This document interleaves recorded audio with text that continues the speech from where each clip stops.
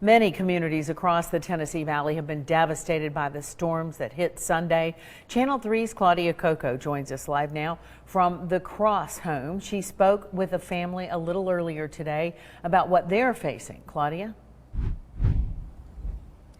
Yeah, Cindy, this camper that actually sits on the Cross's property is considered minor damage to what their home looks like. I want to take you a little bit this way. You can see the damage just piled up on the side. That's from volunteers coming out to help a little bit earlier today. They said this backyard was actually full of trees, but they built their home themselves in 1971, and now their roof is gone. And Ruby Cross says, by the grace of God, they're alive.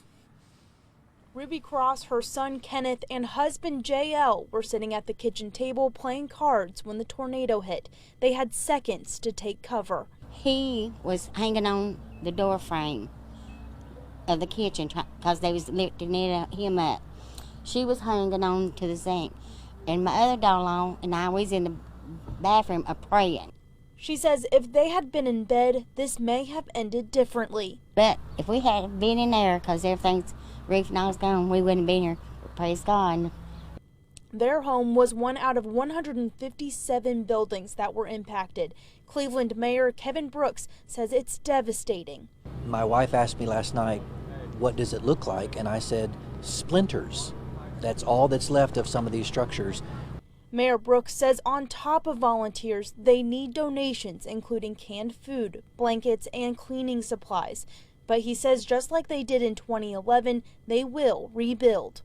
And I think if there's any lesson that I've learned in the last few hours or days is that this brings our city together. And the Crosses now have to decide what's next. It hurts. It really hurt because all the kids was brought up here. We got 4 kids, all of them was brought up here. A home they built themselves. A lifetime of memories has tied them to the land. I told my oldest son, I said, put that tent up and frame it around and we'll live in it. At least we'll be still on our property. Yeah. You know, the Crosses are just one family out of many that are facing a new reality and are having to decide what to do. I just learned from the Cross family a few moments ago that they're going to start tearing down this house within the coming days. But those donations that Mayor Brooks talked about a little bit earlier, you can take those to Community Hall Church from 9:30 to 6 tomorrow. And then at United Way on Friday, you can take canned foods, blankets, and all of that, because there are still people without power that are, having to stay warm throughout the night. So they really need those blankets to the United Way in Cleveland on Friday. For now, live in Cleveland, Claudia Coco, Channel 3 Eyewitness News.